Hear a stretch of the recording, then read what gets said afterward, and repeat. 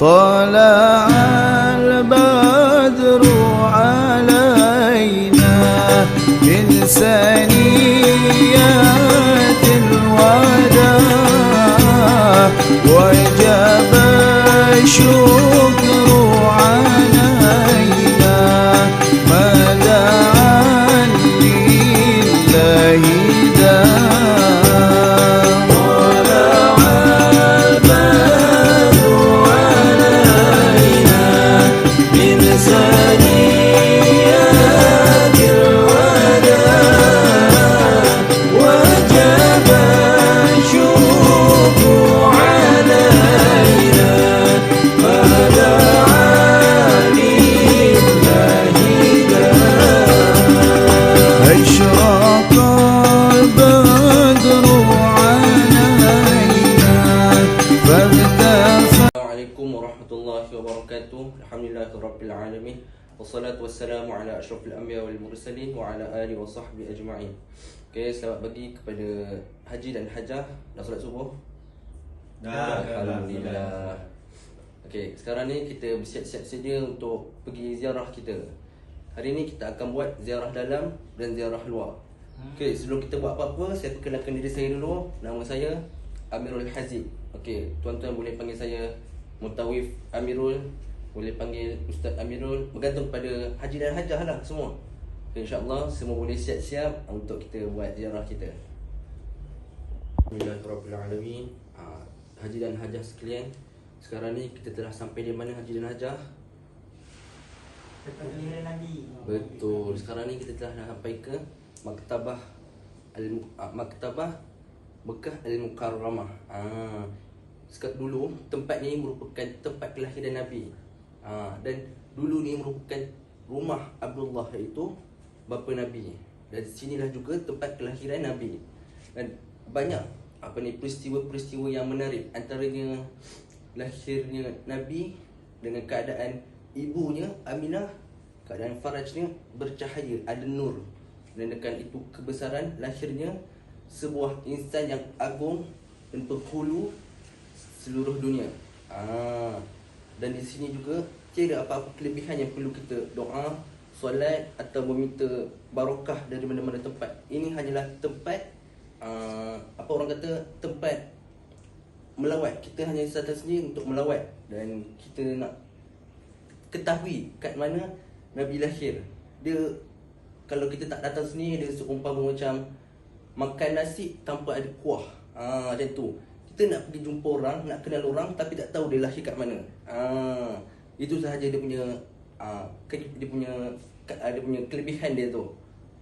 Selain itu, dekat sini ada satu papan tanda. Dia mengatakan jangan minta barakah, jangan berdoa dan jangan apa-apa, sebab tiada dalam dalil ataupun mana-mana kebuktian lah bahawa kat sini ada kelebihan. InsyaAllah lepas ini kita akan teruskan dengan ziarah kita yang seterusnya. Saya sengaja rahsiakan supaya tuan-tuan haji dan hajah dalam keadaan yang apa yang kita akan buat seterusnya lepas ni. Sebab tuan-tuan takkan ada rasa bosan, sebab menunggu-nunggu menanti-nanti apa yang kita akan buat selepas ini, InsyaAllah. Alhamdulillah, para jemaah semua, haji dan hajah, sekarang ni kita telah tiba pada ziarah yang seterusnya, iaitu kita tengok banyak-banyak tong-tong ni apa benda? Haji dan hajah semua Tak tahu? tak tahu. Okey, sekarang ni kita telah tiba di tempat air Zam-Zam. Kenapa di dalam tong? Kenapa tak dalam telaga? Sejarah sebut dalam telaga kan? Dia ada cerita dia. Dulu pada waktu pemerintahan dia dulu, ketika tawaf, telaga Zam-Zam ni macam mengganggu kawasan tawaf tu. So pemerintahan dulu dia telah buang telaga tu dan salurkan paip dari satu tempat, untuk salurkan paip satu tempat, dan diorang tadah kat situ saja dan isi dalam semua tong-tong kat belakang ni. So mudah. So sekarang ni nak tahu ada tu, kita tengok berdasarkan sejarah, kat mana telaga Zam-Zam tu ada. Macam tu lah kan. Lepas tu bila kita minum Zam-Zam ni, dia ada dia punya adab dia. Adab yang pertama, ada hadis mengatakan Nabi ni minum dalam keadaan berdiri dan menghadap kiblat. Dan ada hadis mengatakan Nabi melarang untuk minum dalam keadaan berdiri dan bergantung pada haji dan hajah. Dulu boleh buat, tak jadi masalah pun.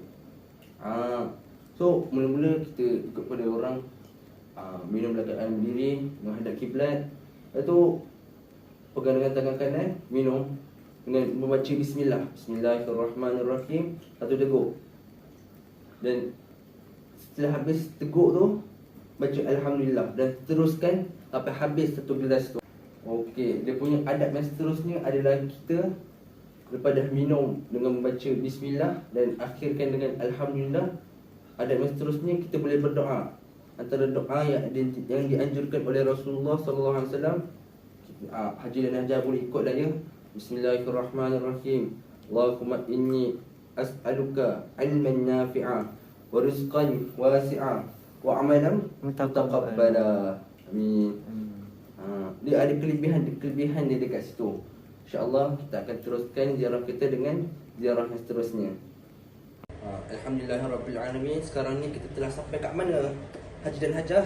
Beramaklah. Pandai siapa tu, pernah pergi ke ni? Tak pernah tak pernah lagi. Saja lah. Okey, saja test gitulah. Okey, faham. Okey. Sekarang ni kuburan Ma'la ni adalah antara satu perkuburan yang orang yang di dalamnya ni akan masuk syurga dahulu sebelum daripada kita ni.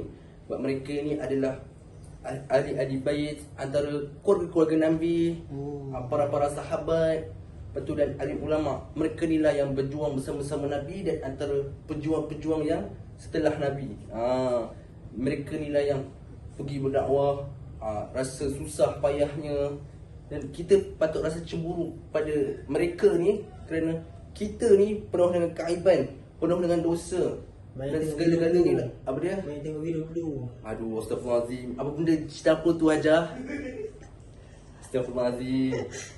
Saya tak tahu lah, nanti yang mana tahu boleh cerita lah ya. Lepas tu, kita ni perlu ada rasa malu pada diri kita ni. Sebab mereka ni masuk dalam keadaan syurga tanpa ada rasa, tanpa ada perhisapan dan segala-galanya. Masuk macam tu je. Tafaddal udkhul ila jannah. Lebih kurang begitulah ya. Lepas tu, haji dan hajah nak tahu tak antara siapa yang ada dekat dalam ni dan orang yang paling Nabi sayang sekali? Haji dan hajah tahu tak siapa? Tak tahu. Tak tahu. Antaranya adalah Khadijah binti Khuwailid. Sayyidatina Khadijah binti Khuwailid. Dia ni adalah dia ni adalah isteri Nabi yang paling Nabi sayang sekali. Dekat sinilah Siti Khadijah, bukan dekat sini, maksudnya cerita, antara cerita yang saya nak ceritakan ni adalah keadaan Khadijah dan Nabi bertemu dalam keadaan yang sungguh seronok. Cerita dia nak dengar. Haji dan hajah nak dengar tak cerita dia? Nah. Alhamdulillah. Ceritanya adalah dalam keadaan Nabi ni pergi ke Syam dalam keadaan nak pergi berniaga. Dekat situ Nabi ni bekerja di bawah Siti Khadijah binti Khuwailid.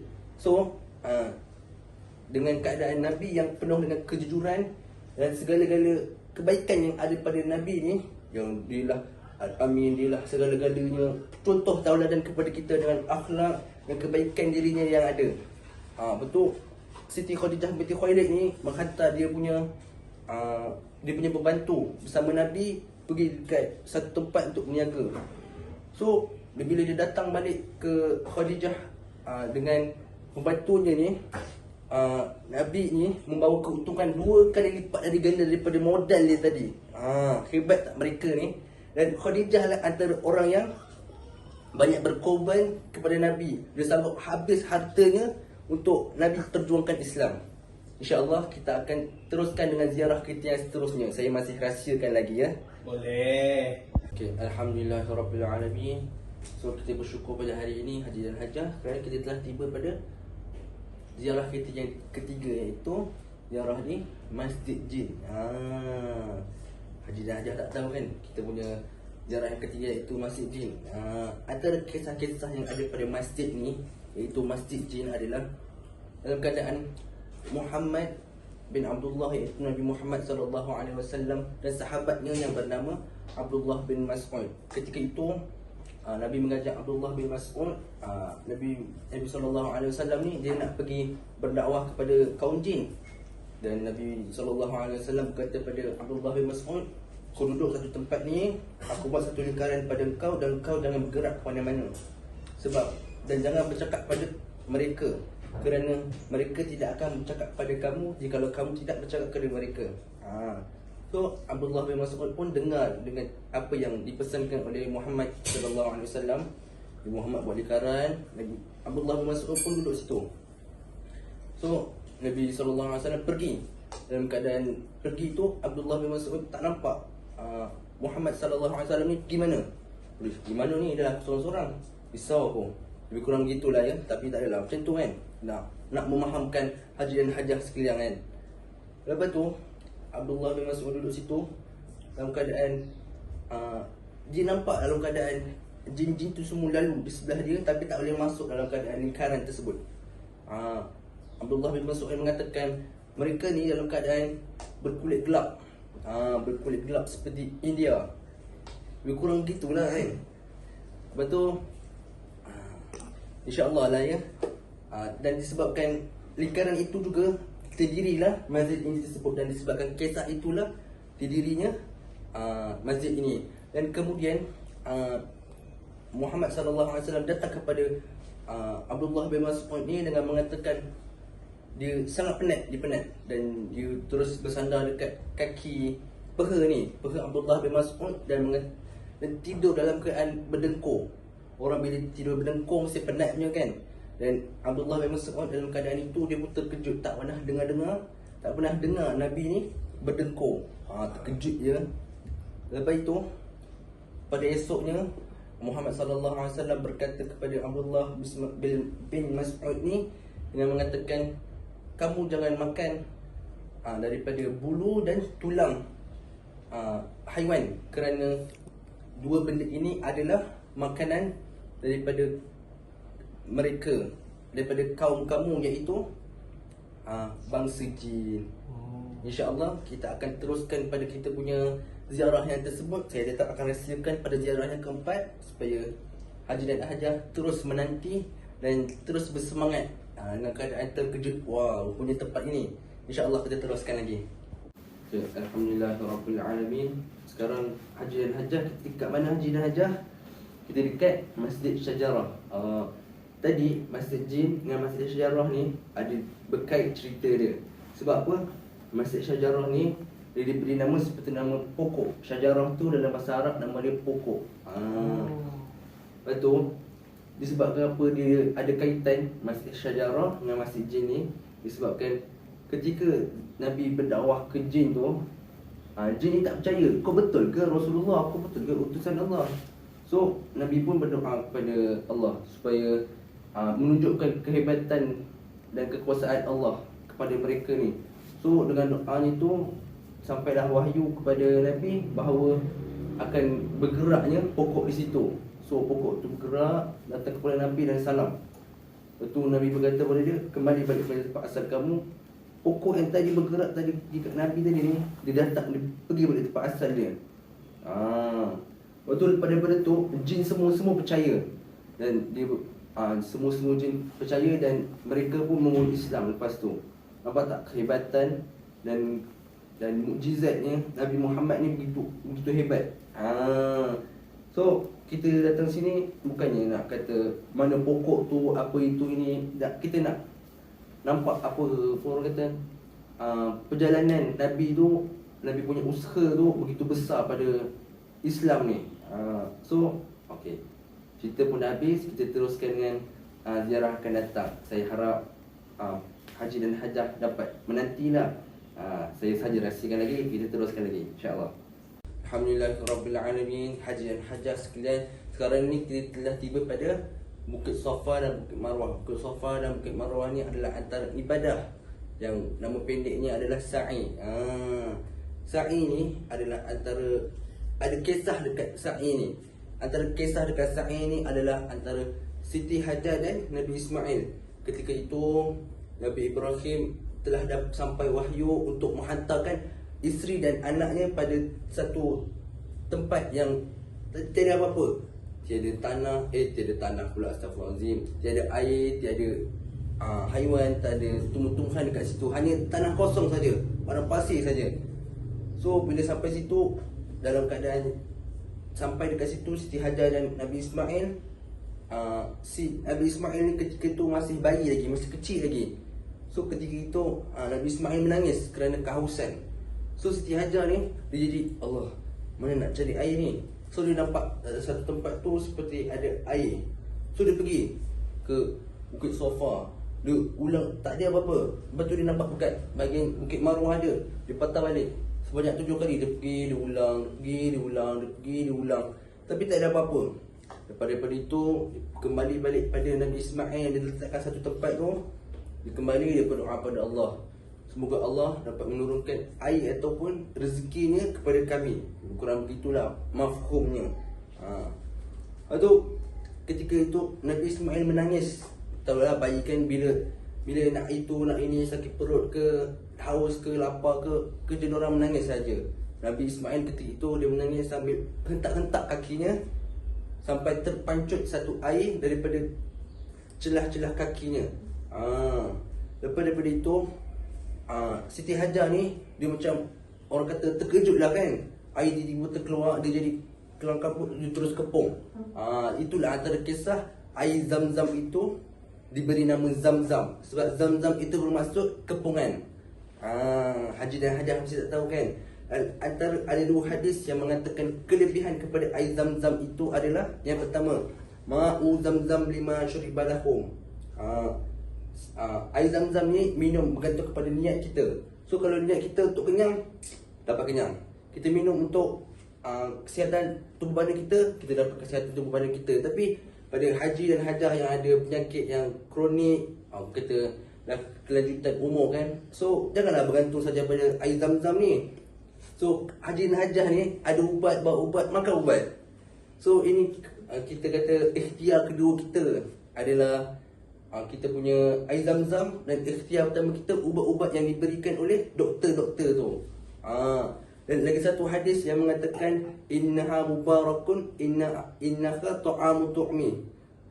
Macam tadi kata, sesungguhnya ianya mempunyai berkat dan ianya mempunyai zat seperti makanan. So bila kita minum ni ada kelebihan ni, boleh kenyang seperti makan. InsyaAllah itu sahaja daripada saya. Moga ianya dapat memberi manfaat kepada haji dan hajah. Kita akan teruskan pada ziarah yang seterusnya. Alhamdulillahirrabbilalamin. Terima kasih dan Alhamdulillah kepada haji dan hajah kerana terus lagi bersabar dan meneruskan lagi ziarah kita bersama. Sekarang ni kita telah sampai pada Kaabah. Apa itu Kaabah? Tak tahu. Okey. Kaabah itu dalam firman Allah mengatakan, A'udzubillahi minasyaitonirrajim. Inna awwala baytin wudi'a lin-nasi lalladzi bi Bakkata mubarakan wa hudan lil alamin. Maksud firman Allah, tapi saya tak spesifikkan dia, saya umumkan dia lebih faham kepada haji dan hajah semua. Ialah Kaabah ni adalah antara rumah Baitullah yang pertama menjadi tempat ibadah kepada umat Muslim. So bukan Masjid Nabawi, bukan Masjid Quba dan bukan masjid lain-lain, bukan Masjid Negara Shah Alam, bukan segala-galanya. Inilah Baitullah. Mekah adalah antara masjid yang pertama dibina oleh, ada 4 riwayat. Yang pertama malaikat, yang kedua Nabi Adam, yang ketiga Nabi Syed, dan yang keempat adalah Nabi Ibrahim dan Nabi Ismail. Cerita panjang-panjang duk, ni cerita gini mesti tak syok. So kita nak ada benda yang ada dalilnya. Sebab yang tiga-tiga ni antara malaikat, Nabi Adam dan Nabi Syed ni, dia tak dapat dalil yang sahih. Yang antara yang dapat dalil sahih ni adalah Nabi Ibrahim sahaja. Antara dia punya dalilnya adalah Nabi Allah, malaikat telah turun dan menyampaikan wahyu kepada Nabi Ibrahim dengan mengatakan, dengan perantaraan malaikat, dan mengatakan Allah memerintahkan kamu untuk membina satu tempat ibadah kepada umat manusia. Dan Nabi Ibrahim ni mencerita kepada Nabi Ismail bahawa Allah telah menurunkan wahyu kepadaku untuk membina Kaabah. dan engkau perlu menolongku juga dalam wahyu yang Allah turunkan. So Nabi Ismail alaihissalam pun berkata, okey, aku buat sahaja, tapi ini bukan seperti begitu cerita atau dialog Nabi Ismail dan Nabi Ibrahim. Saya cuba beri mafhum kepada haji dan hajah semua. Lepas tu mereka pun pergi satu tempat yang telah diwahyukan oleh malaikat supaya untuk mengambil batu Hajarul Aswad yang diletakkan kepada Mekah tersebut. So nak cerita pasal Hajarul Aswad, kita akan datang pada ziarah yang seterusnya. Dia antara Kaabah ni adalah antara tempat pertama ibadah, kiblat pertama ibadah. So selepas daripada antara kisah-kisah tertentu, kiblat telah ditukar kepada Baitul Maqdis dan kembali bertukar kepada Kaabah.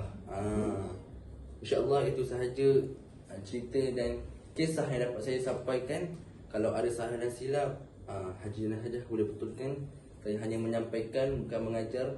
InsyaAllah kita teruskan dengan ziarah yang seterusnya.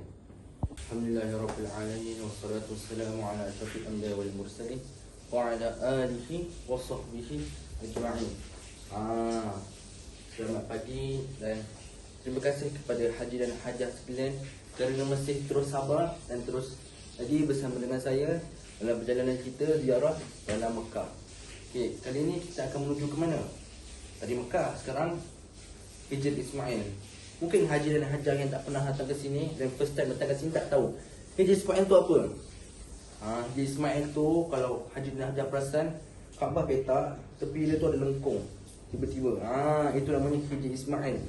Sebab apa dia namakan Hijr Ismail? Sebab dia tu sebenarnya asal daripada Kaabah. Kaabah ni bukan bentuk petak, dia bentuk seperti bujur. Di bujur tu ada petak tepi. Sebab dia sepatutnya gabungan daripada tepi tu. Dia disebabkan satu kisah dulu ketika banjir di Mekah.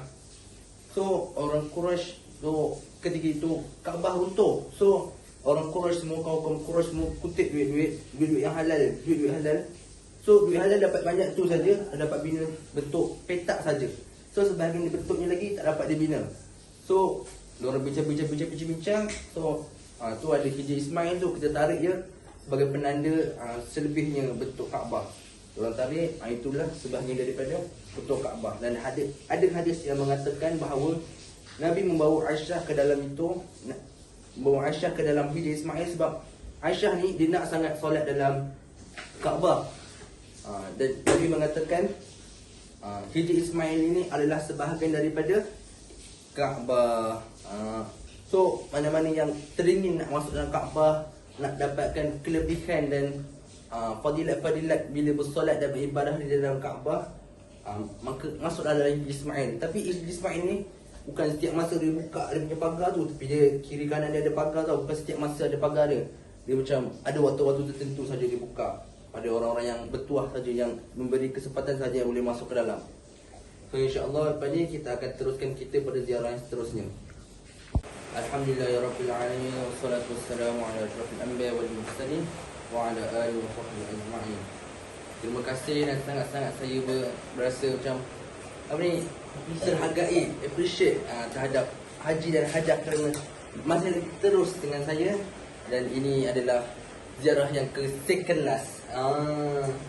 Lepas ni habis dah, haji hajah boleh balik dah. Tapi belum lagi, ni second last. Lepas ni last tu haji hajah boleh pergi balik. Haji hajah nak buat apa-apa ikut pada haji hajah lah kan. Lepas tu sekarang ni kita berada pada Multazam.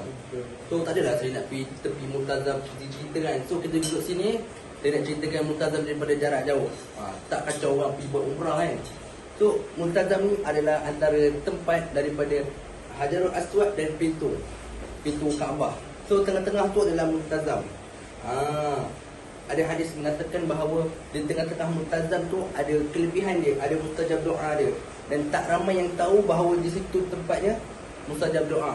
Ada orang tahu dalam Hijr Ismail, dekat Hajarul Aswad, sepanjang tawaf. Tapi orang kata dekat Multazam tu orang jarang tahu.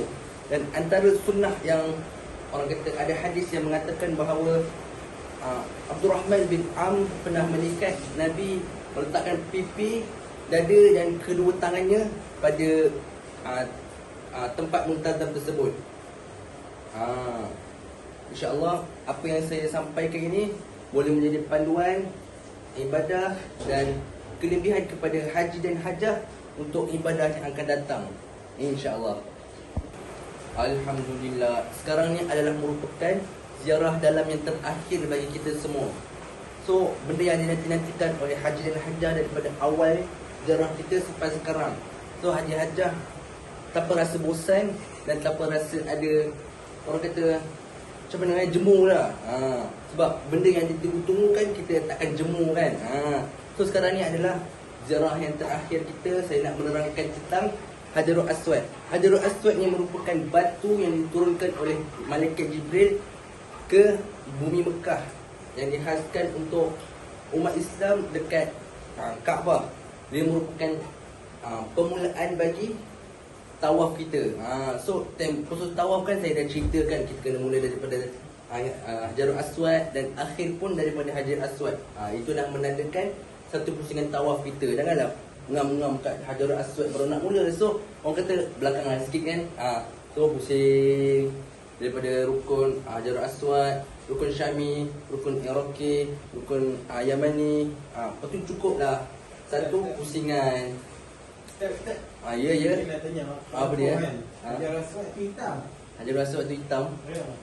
Oh, dia ada kisah dia tentang Hajarul Aswad tu pernah hitam, pernah putih. Dia macam budak-budak main panas lah, main gasing. Itu. Main-main panas, duduk berlari tengah panas. Dia ada cerita dia kat situ. Tapi bukan cerita pasal budak kecil tu, tapi kita nak cerita pasal Hajarul Aswad ni. Hajarul Aswad ni diturunkan dalam keadaan putih dia seputih susu. Sangat putih. Bukan seputih susu, tapi dia keadaan ni sangat putih. Lebih putih daripada air jernih. Dan dia menjadi gelap, kehitaman itu disebabkan ialah dosa-dosa umat manusia yang menciumnya. Sebab ada hadis yang mengatakan bila kita cium Hajarul Aswad tu, segala dosa kita akan terhapus. Dan kenapa Hajarul Aswad ada yang mengatakan dia terpecah? Dia ada cerita dia. Dia terjadi disebabkan banjir yang terjadi ketika di Mekah. Kan Mekah runtuh, Hajarul Aswad hilang, dan Bani Quraisy dapat membina hanya bentuk petak dan ditarik oleh Hijri Ismail menjadikan tanda lebihan bagi Mekah. Dan Hajarul Aswad hanya dapat beberapa ketulan. Ada yang kata 7, ada yang kata 9 ketulan sahaja. Bukan satu bulat besar tu dikira sebagai Hajarul Aswad. Hanya ketulan-ketulan kecil saja yang diletakkan pada tempat itu. Kalau dia tengok-tengok kalau nak tengok lama-lama kena tolak dengan parak pada muka lah. Tak ada, saya gurau saja. InsyaAllah kita akhiri kita punya ziarah dan majlis ilmu ini dengan tasbih kafarah dan suratul as. Subhanakallah wa bihamdika asyhadu an la ilaha illa anta astaghfiruka wa atubu ilaik. Wal 'asr innal insana lafi khusr illa alladhina amanu wa 'amilus solihat wa tawasaw bil haqq wa tawasaw bis sabr. Wallahu a'lam. Okey, assalamualaikum warahmatullahi wabarakatuh. Selamat pagi dan selamat sejahtera kepada haji dan hajah sekalian. Kita akan datang, kita akan buat sama-sama, kita akan buat ziarah luar bersama-sama. So kat sini saya akan menerangkan tentang gambar di atas ni. Dia menerangkan tentang ziarah di Bukit Sur. Bukit Sur. Apa tu Sur? Apa tu Bukit Sur? Haji dan hajah semua mesti tak tahu. Mungkin ada yang dah pergi, dia tahu sikit-sikit pasal Bukit Sur. Ada pengalaman, mungkin boleh kongsi, bangun dan ceritakan sedikit tentang Bukit Sur. Saya pun ni hanya berkongsi, tak adalah pandai mana kan, cuma berkongsi saja. So kat sini saya nak ceritakan tentang Bukit Sur. Bukit Sur ni tercerita daripada sebuah peristiwa, iaitu hijrah pertama Rasulullah. Hijrah pertama ni berlaku disebabkan tentangan daripada pihak musyrikin Mekah, kerana mereka sangat menentang Nabi dalam menyebarkan Islam. So Nabi ambil keputusan yang bijak dan baik untuk berhijrah ke Madinah, sebab keadaan di Madinah tu lebih menerima dakwah Nabi. So Nabi pun pergi sana untuk berdakwah. So orang-orang Muslim yang ada kat Mekah ni, orang dah pergi awal dulu dah pergi hijrah awal. So Nabi yang kemudian terakhir. Ketika malam tu Nabi nak bergerak, tapi dengan cerita Nabi, orang musyrikin Mekah ni sedang membuat rancangan untuk bunuh Nabi. So Nabi cakap pada sepupunya iaitu Ali bin Abi Talib untuk menggantikan tempat tidurnya dan selimut badannya. Dan sebelum keluar daripada tempat itu, Nabi membacakan surah Yasin yang ayatnya berbunyi waja'alna min baini aydihim saddan wa min khalfihim saddan fa aghshaynahum fa hum la yubsirun. Nabi ambil pasir dan baca ayat tadi dan taburkan kepada orang musyrikin Mekah yang mengepungi rumah-rumah Nabi. Dia tabur seorang-seorang dalam keadaan mereka ni sedang taburan pasir itu seumpama macam syarat untuk membuatkan mereka ni tidur dengan atas wahyu yang diturunkan kepada Nabi. Mukjizat dia boleh tidurkan orang. Itu antara mukjizat Nabi. Siapa tak kenalkan Nabi kita ni penuh dengan mukjizatnya. Antara mukjizat yang paling agung ialah Al-Quran. So dalam perjalanan tu dia bersama dengan Abu Bakar. Perjalanan tu dia pergi bersama Abu Bakar. So dengar lagi berita daripada pengikutnya. So penjaga jejaknya tu, penjaga jejak Nabi Muhammad sallallahu alaihi wasallam ni, dia mengatakan ada orang yang cuba mengikuri daripada belakang, iaitu penjejak yang handal di Mekah. Dan orang kata Abu Sufyan, dia cuba mengikuri dengan keadaan untuk membunuh.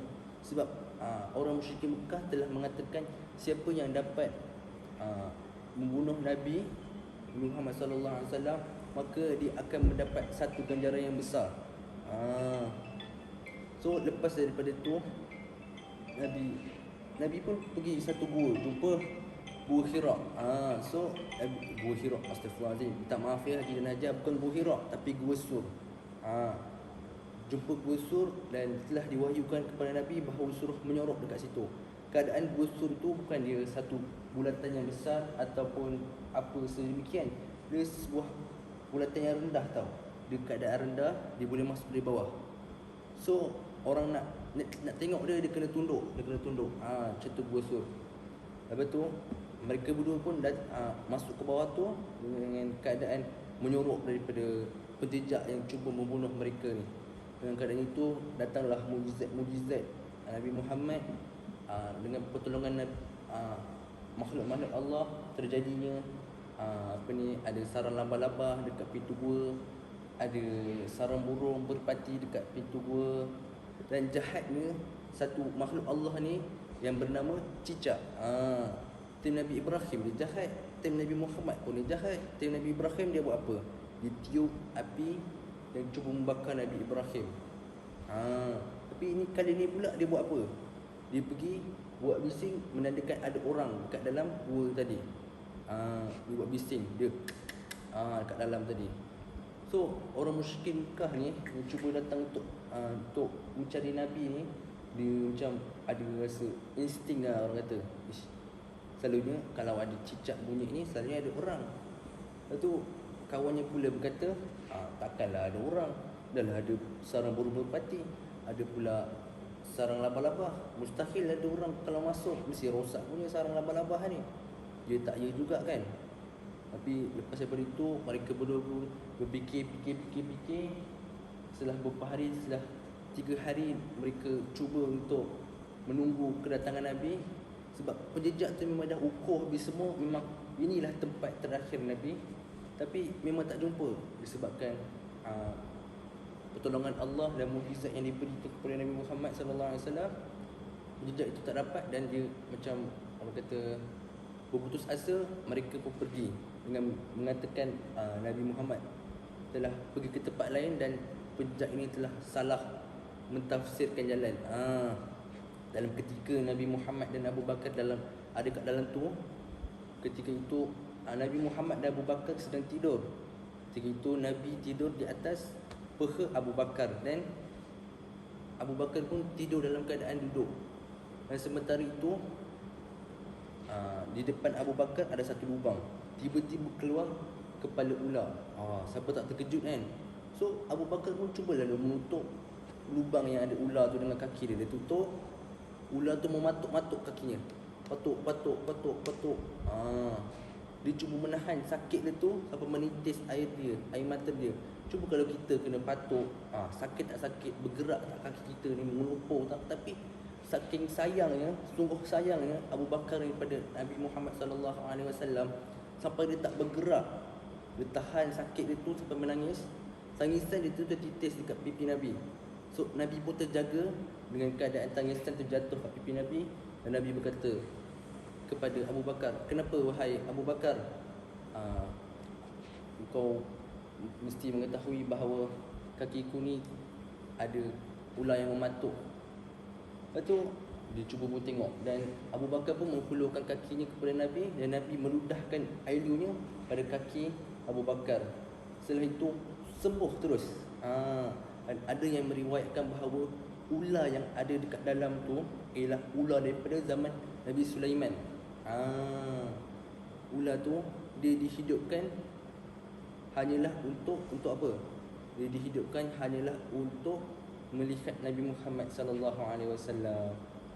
So ingat tak peristiwa yang Nabi Isa alaihi salam dia mencapakkan tongkatnya menjadi ular, dan ular tu pun menghilangkan diri selepas menelan beberapa ekor ular-ular kecil. So ular yang pergi tu dia dihidupkan hanyalah untuk berjumpa dengan Nabi Muhammad sallallahu alaihi wasallam. So Allah Taala memerintahkan dia bahawa duduk dalam lubang ini sehingga Nabi sallallahu alaihi wasallam tiba. So dia tujuan mematuk-matuk kaki Abu Bakar ini adalah untuk melihat Nabi. So dia tak dapat lihat Nabi, dia patuk-patuk lah kan. Selepas dia dapat melihat Nabi tu, maka tamatlah riwayat hidupnya. So insya-Allah lepas ini saya akan menceritakan tentang manasik haji yang akan dipaparkan kat sini. Alhamdulillahirabbil alamin, wassalatu wassalamu ala asyrafil anbiya wal mursalin wa ala alihi wa sahbihi ajma'in. Okey, haji dan hajah sekalian, lepas ni saya akan menerangkan tentang manasik haji. Ini antara tempat yang kita akan pergi ketika kita buat haji. So sekarang ni saya akan menerangkan secara ringkas sahaja, dan secara umum secara detail akan diterangkan akan datang. So sekarang ni kita akan menerangkan tentang tempat yang akan dipaparkan ke atas ni, iaitu nama tempat ni ialah Arafah. Dan sebab apa dinamakan Arafah? Sebab ada dalil yang mengatakan kalau kita tak pergi ke Arafah tu, makanya haji kita ni tak sah. So alhamdulillahirabbil alamin. Sebab apa dinamakan Arafah? Sebab ini adalah dialog antara Nabi Ibrahim dan malaikat Jibril.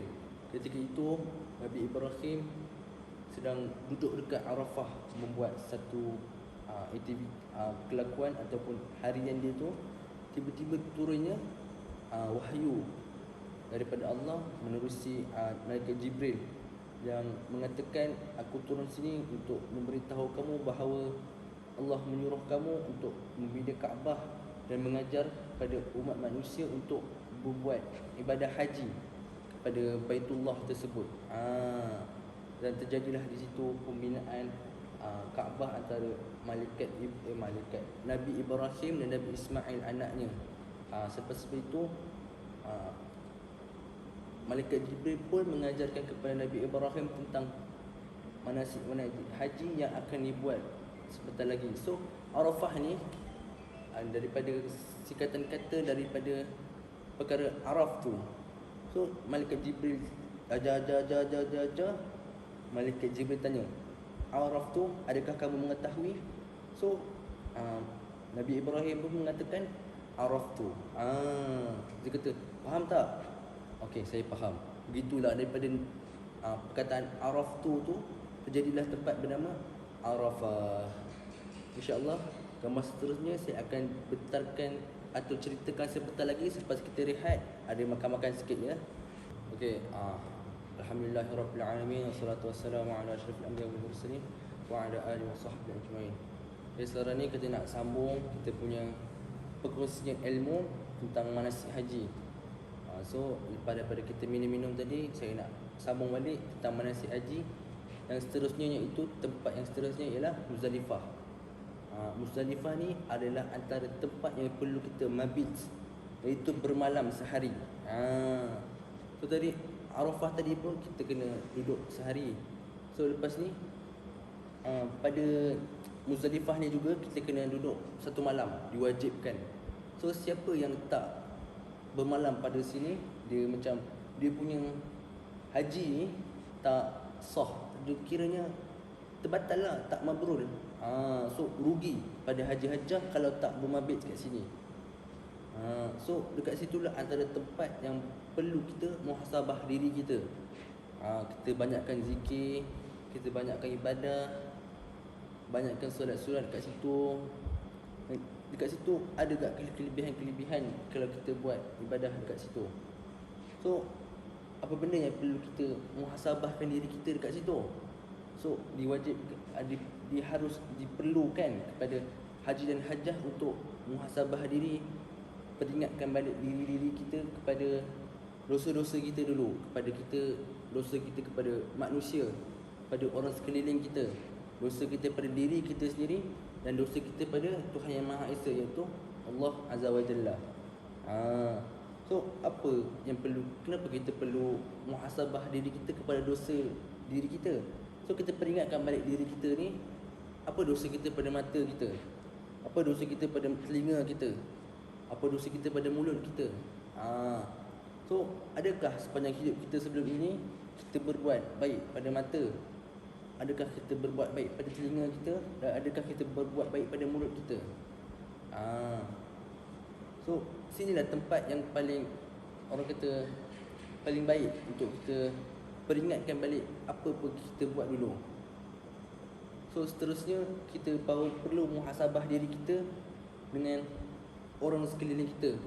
Apa yang kita buat telah pada jiran kita, apa yang kita telah buat pada keluarga kita, ibu bapa kita, pada yang masih ada lah.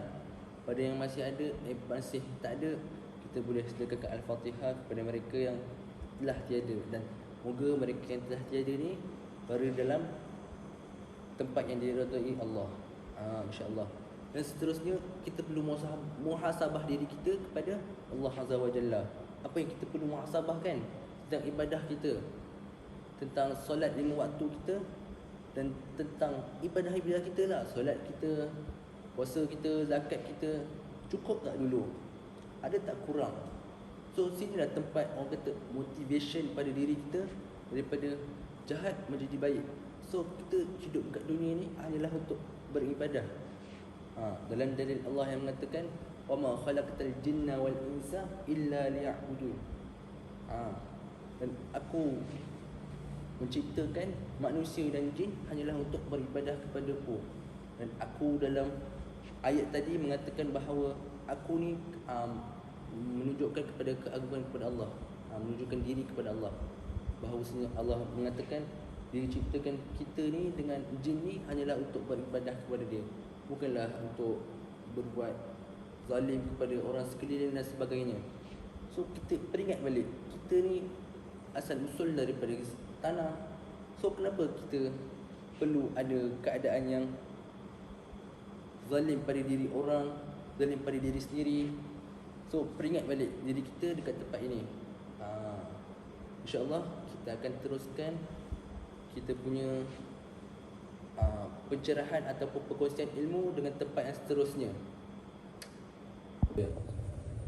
Alhamdulillah Rabbil Alamin, wassalatu wassalamu ala ashrafil anbiya wal mursalin wa ala alihi wa sahbihi ajma'in. Terima kasih kepada haji dan hajah sekalian kerana sudi lagi mendengar talk saya ataupun cerita saya tentang ziarah luar. Okay, saya akan teruskan lagi dengan 2 lagi tempat ziarah yang akan saya ceritakan, iaitu tentang Ja'ranah dan Jabal Nur. Sebelum tu saya ada ceritakan tentang manasik haji dan gusur. So sekarang ni saya nak ceritakan tentang Ja'ranah dan Jabal Nur. Ja'ranah ialah nama lain bagi, nama dia berasal daripada seorang wanita yang suka sangat membersihkan masjid di situ. So dia suka sangat bersihkan masjid tu. Dia sebenarkan nama dia Ja'ranah tu, diberi nama masjid tersebut dengan nama dia. So itulah antara kelebihan dan barakah bila kita buat baik. Orang akan kenang nama kita. Seperti pepatah Melayu berkata, manusia meninggalkan nama, harimau meninggalkan belang. Kurang gitu-gitulah kan. So selain daripada itu, ada juga sejarah daripada Perang Hunain. So bukanlah Perang Hunain berlaku kat situ, tetapi setelah perang Hunain yang berlaku antara kaum muslimin dan kaum musyrikin. Mereka berperang dan kemenangan itu berpihak kepada kaum muslimin. So bila kemenangan itu berpihak pada kaum muslimin, so semua harta tawanan semua dibawa kawit oleh orang-orang musyrikin, orang-orang muslimin ni. So orang kaum Hawazin ni, pihak lawan ni kalah, so orang terpaksa kasih semua orang punya harta dan tawanan. So umat Islam semua bawa balik dan berasa kesian. Nabi Muhammad kata kesian dengan mereka ni sebab segala harta mereka dan tawanan mereka semua telah diambil. So Nabi dengan berfikiran bijaknya, Nabi suruh kita ni duduk selama 10 hari di Ja'ranah. Duduklah 10 hari dekat Ja'ranah. So menunggu. Dengan setelah hari ke-10 barulah kaum Hawazin ni datang semula dan mengatakan bahawasanya kami ingin semula kami punya harta tawanan dan harta dan tawanan. So Nabi kata ini adalah peraturan bila berperang. Bila kamu kalah, hak kamu kena diberikan kepada pemenang. So disebabkan kesian saya pada kamu, saya memberi pilihan kepada kamu untuk mengambil harta atau tawanan. So kaum Hawazin pun meminta tawanannya semula dan Nabi memberikan semula kepada mereka tawanan-tawanan mereka. Dan selepas daripada itu, segala harta-harta itu dibahagikan sama rata kepada umat Islam yang baru sahaja memasuki Islam. Selepas daripada itu, kaum-kaum Ansar semua cemburu dengan keadaan mereka. Kenapa kami tak dapat seperti mana orang-orang Muslim Mekah yang baru masuk Islam ni? So Nabi pun mengatakan, adakah kamu tidak gembira dengan kemenangan kita? Kamu tidak membawa pulang harta, tapi kamu membawa pulang kekasih Allah ini. Kamu masih lagi tak bersyukur dengan kehadiran aku ini? Cukup lebih berharga lagi diri aku daripada harta-harta tawanan tu. Dan mereka pun diam dan menangis kerana tidak sedar dengan percakapan mereka yang sudah melampau. So saya teruskan saya punya penceritaan ini kepada Gua Zur, iaitu Jabal Nur atau dikenali sebagai Gua Hira. So Gua Hira ni lebih dikenali dengan penurunan wahyu Nabi yang pertama, iaitu surah Al-Alaq. Iqra bismi rabbikal ladzi khalaq, khalaqal insana min 'alaq.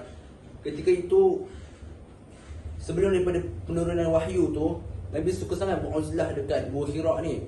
Suka sangat datang-datang disebabkan perangai orang-orang musyrikin Mekah yang sangat jahil. Suka sangat buat zalim pada orang, suka sangat menanam bayi-bayi perempuan secara hidup-hidup. So Nabi tak suka benda tu sebab Nabi dilahirkan dengan keadaan yang suci dan bersih, dan dia tidak cenderung suka kepada benda-benda jahat. So Nabi boleh kata tiap-tiap hari suka sangat beruzlah dekat Gua Hira ni. Setelah daripada itu, datanglah satu hari tu, datanglah Malaikat Jibril dengan memeluk dia dengan keadaan menyerupai seorang lelaki yang tegak dan memeluk dia. Dengan terkejutnya, Nabi SAW mengatakan, siapa kamu? Lepas tu turunlah ayat berikut tadi, Iqra, Iqra, Iqra. Lepas tu Nabi Muhammad pun menjawab, Ma ana biqari, saya tidak boleh membaca. Selepas itu, Malaikat Jibril melepaskan Nabi Muhammad dan Nabi Muhammad balik dengan keadaan takut dan menggigil dan menyuruhkan Siti Khadijah untuk menyelimutkan dia.